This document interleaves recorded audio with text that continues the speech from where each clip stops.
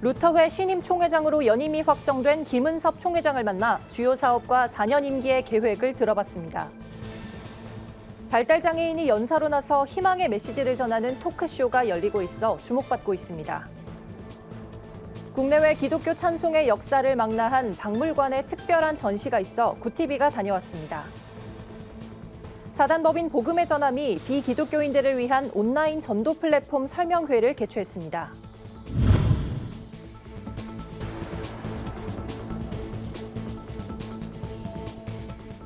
여러분 안녕하십니까? 구티비 뉴스입니다. 지난 7일 열린 제51차 기독교 한국 루터회 정기총회에서 김은섭 총회장의 연임이 확정됐습니다. 루터회는 지난 3년간 분열을 겪은 만큼 교단 내 회복을 부르짖는 목소리도 그 어느 때보다 높은데요. 신임 총회장으로 추대된 김은섭 총회장을 만나 앞으로의 계획과 포부를 들어봤습니다. 김예지 기자입니다. 지난 51차 기독교 한국 루터회 정기총회는 새 임원진 구성을 중심으로 진행된 한편 3년 전 총회장 해임 사태를 겪으며 분열됐던 교단 내 문제들을 해결하고 새로 구성될 집행부와 협력을 다짐하는 자리였습니다. 이번 총회에서는 4년 임기의 총회장으로 김은섭 목사의 연임이 확정됐습니다. 김은섭 신임 총회장은 우선 과제로 교단 분열의 혼란을 겪은 목회자들이 소명을 갖고 다시 사역에 집중할 수 있는 분위기를 조성해 나가겠다는 뜻을 밝혔습니다. 이를 위해 지난해 설립된 교단 내 교육원을 적극 활용하겠다는 입장입니다. 어떻게 하면 우리 목회자들이 어려운 환경 속에서도 정말로 목회에 충성하게 할 것인가, 여기에 이제 제가 온 힘을 기울여야 될 거라 그렇게 생각하고 있습니다. 교육원을 통해서 목회자들의 교육, 목회자들의 영성 회복, 이것을 힘쓰는 것을 제가 최우선 그런 그 과제로 사업으로 그렇게 생각하고 있습니다. 총회 주요 안건 중 하나였던 지역교회 활성화에 대해선 루터교단 차원에서 교육용 교재를 만들 계획이라고 밝혔습니다. 그동안 교단 자체의 교재 없이 이루어진 새신자와 교회 학교의 교육용으로 쓰겠다는 겁니다. 이번 총회에서 관심을 모았던 또 하나의 주요 안건은 윤리위원회 도입이었습니다. 그동안 사법과 입법의 모든 권한이 실행위원회에 집중돼 있던 형태를 윤리위원회와 구분해 객관적인 사법 판단을 할 수 있도록 조직 개편이 이루어질 전망입니다. 김 총회장은 새로운 집행부의 출발을 정의를 동반한 화해와 화목, 일치의 가치를 두겠다며 더 나아가 한국교회와 연합에 힘쓸 것이라고 밝혔습니다. 결국은 이제 제가 판단해 볼 때도 한국교회가 하나가 되지 못하고 일치하지 못하는 것은 결국 다른 게 아니라 어떤 권력에 대한 다툼 문제가 아닐까. 그래서 정말로 한국교회가 일치하려고 한다면 십자가의 정신, 복음의 정신 이런 걸로 돌아가서 그 섬기는 그런 자세를 가야만 하나가 되지 않을까. 저는 그렇게 생각합니다.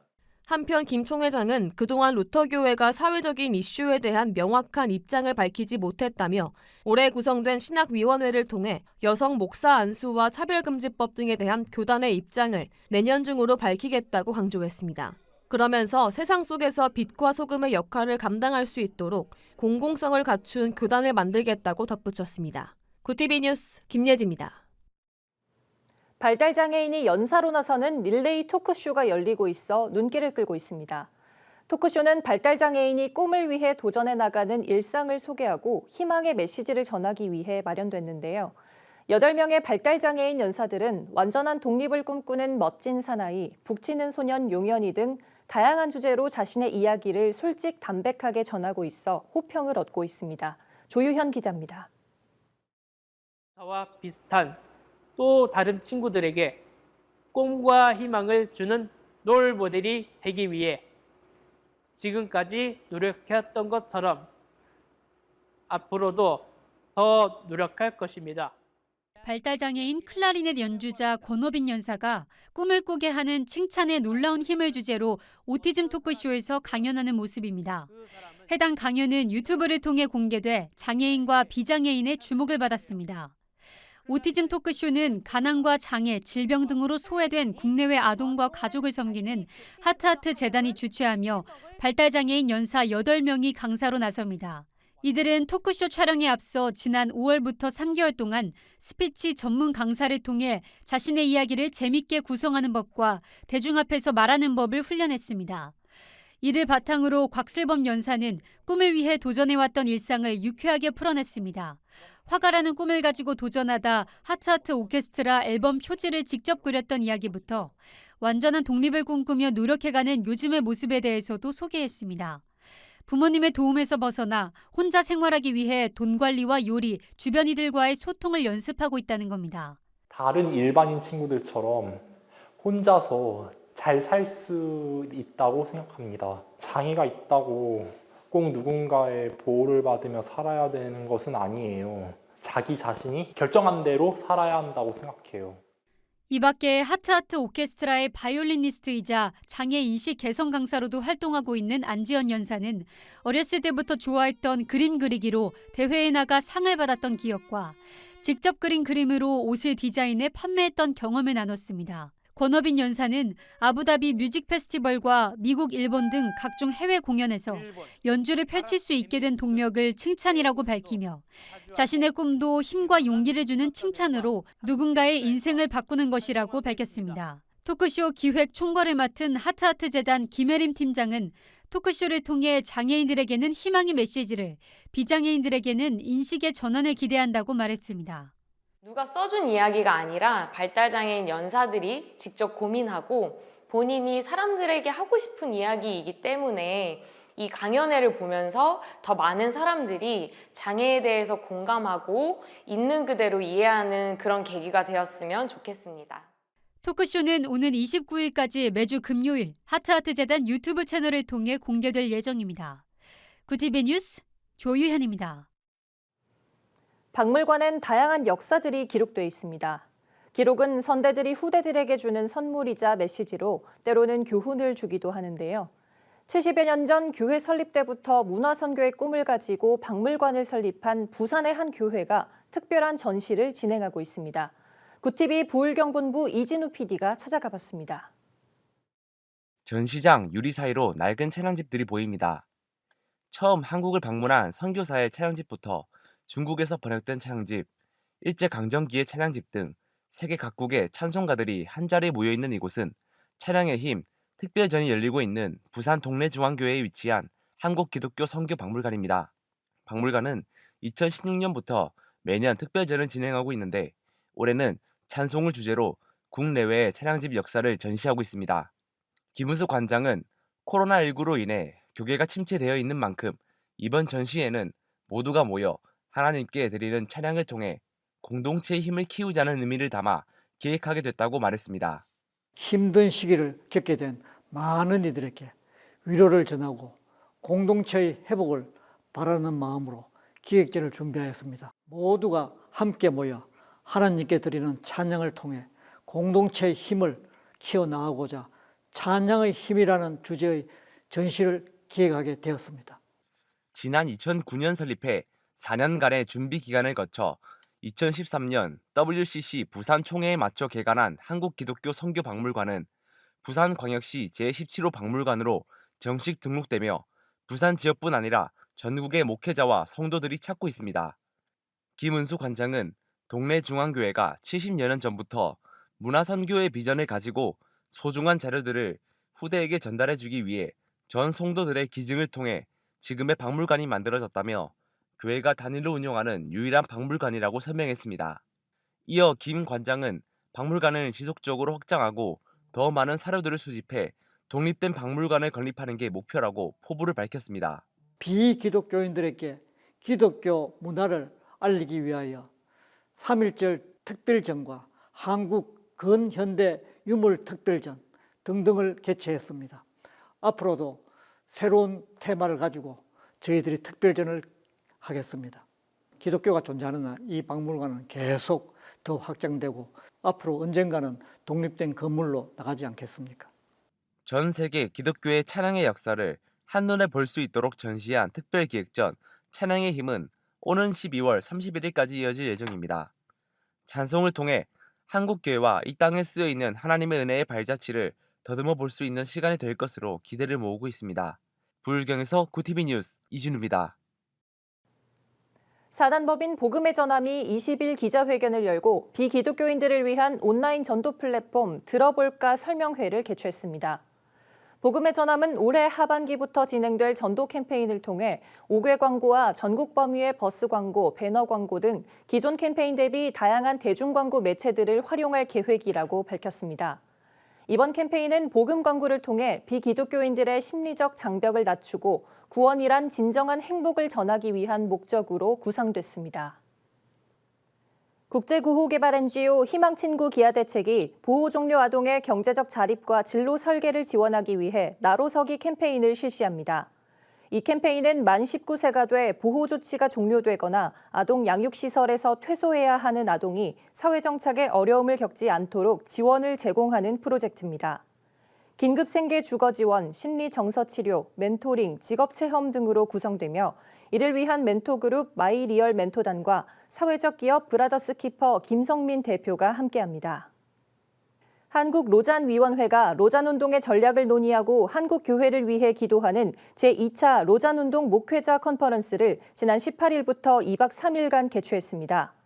로잔운동은 전 세기 복음화를 목표로 존 스토트, 빌리 그레이엄 목사 등의 주도로 1974년 스위스 로잔에서 시작된 복음주의 선교 운동입니다. 컨퍼런스에 참석한 100여 명의 목회자들은 로잔운동의 역사와 의미, 한국교회 선교에 관해 논의했습니다. 이들은 2024년 로잔운동 50주년을 맞아 한국에서 개최되는 제4차 국제 로잔대회를 기도로 준비하고 한국교회가 연합해 세계교회를 섬길 수 있도록 힘을 모으자고 약속했습니다. 오늘의 이슈 포커스입니다. 코로나19 백신 접종을 완료하는 국민 70% 달성을 눈앞에 두고 있습니다. 정은경 질병관리청장은 20일 국회 보건복지위원회 국정감사에 출석한 자리에서 정부가 목표한 접종 완료율 도달 시점을 10월 23일에서 25일 사이로 예상한다고 밝혔습니다. 단계적 일상회복 시점에 대해선 코로나19 일상회복지원위원회가 방역체계 전환 시기와 로드맵을 논의하고 있어 결정되면 말씀드리겠다고 말했습니다. 한편 정 청장은 18일 방역당국 브리핑에서 일상회복 조기 시행 가능성을 언급하기도 했습니다. 북한이 지난 19일 오전 신형 잠수함 발사 탄도단 SLBM을 동해상으로 시험 발사했다고 조선중앙통신이 20일 밝혔습니다. 김정은 국무위원장은 참관하지 않았고 유진 당 군수공업부장과 국방과학원 지도 간부들이 발사를 지도한 걸로 전해졌습니다. 우리 군 당국은 북한의 신형 SLBM은 정점 고도 60km로 590km를 비행했으며 남한 주요 시설과 주일 미군 기지 등을 겨냥해 개발된 것으로 평가했습니다. 유엔 안전보장이사회는 20일 오후 비공개 긴급회의를 열고 북한의 탄도미사일 발사는 안보리 제재 결의 위반이라고 지적했습니다. 경찰이 2024년 1월 국가정보원에 대공수사권을 넘겨받기 전 안보수사에 대한 전문성을 강화하기로 했습니다. 국가경찰위원회는 지난 18일 회의를 열고 안보수사 전문성 강화를 위한 보안경과제 개선 계획을 공유했다고 20일 밝혔습니다. 경찰청은 2023년까지 3년간 국제안보, 방첩 대테러, 경제안보 등 분야별 안보수사 전문가 30명을 채용할 계획입니다. 안보경찰 선발 시험에선 국민인권의식에 대한 평가에 상당한 비중을 두기로 했습니다. 공모가 고평가 논란과 규제 이슈로 상장이 미뤄졌던 카카오페이가 기업 공개 일정에 돌입합니다. 금융투자업계에 따르면 카카오페이는 20일부터 이틀간 공모가 확정을 위한 기관 투자자 수요 예측을 합니다.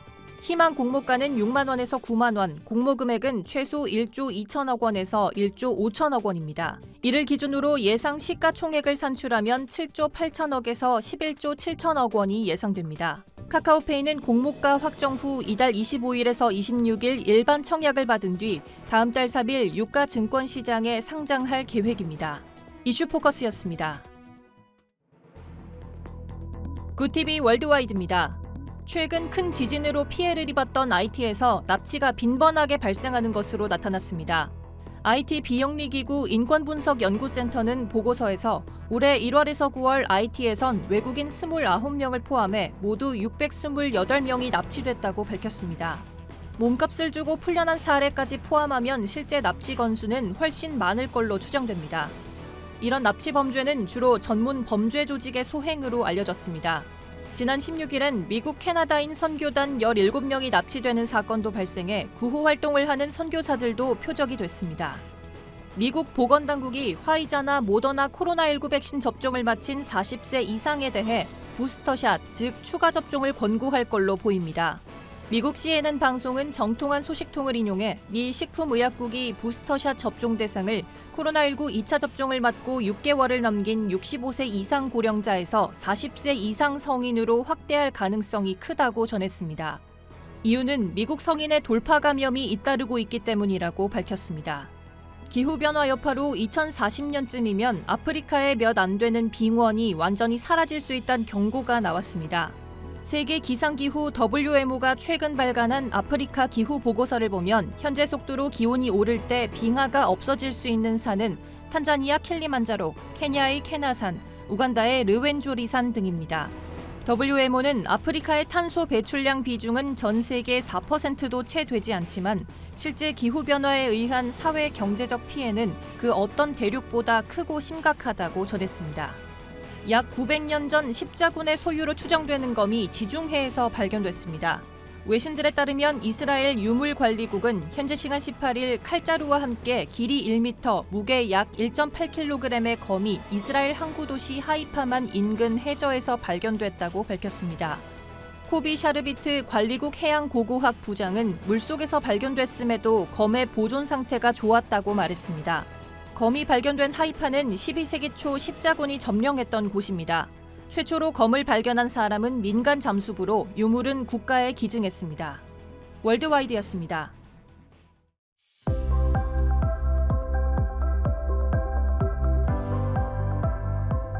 내일 전국은 대체로 맑겠지만 오전부터 저녁 사이 구름이 많은 곳도 있습니다. 오후 한때 영남 해안을 중심으론 5mm 안팎의 비가 오겠습니다. 내일 아침도 때이른 추위로 오늘만큼 쌀쌀합니다. 오전과 오후 일교차는 10도 안팎으로 크게 벌어지겠습니다. 한국형 발사체 누리호가 발사될 지역인 전남 고흥은 내일 구름만 가끔 지나겠습니다. 내일 한낮 최고 기온은 서울 14도, 강릉 17도, 대전 16도 수준을 보이겠습니다. 남부지방은 광주, 대구가 16도, 부산 19도, 제주 18도로 예상됩니다. 날씨였습니다. 거리두기 완화가 시작되며 위드 코로나에 대한 기대와 대비가 한창입니다. 구티비도 교회의 예배 회복을 위한 예배가 생명입니다 캠페인을 전개합니다. 기독교가 다시금 우리 사회의 빛과 소금의 역할을 감당하기 위해 함께 모여 예배하고 지혜를 모으는 일이 필요해 보입니다. 뉴스를 마칩니다. 오늘도 함께해 주신 여러분 고맙습니다.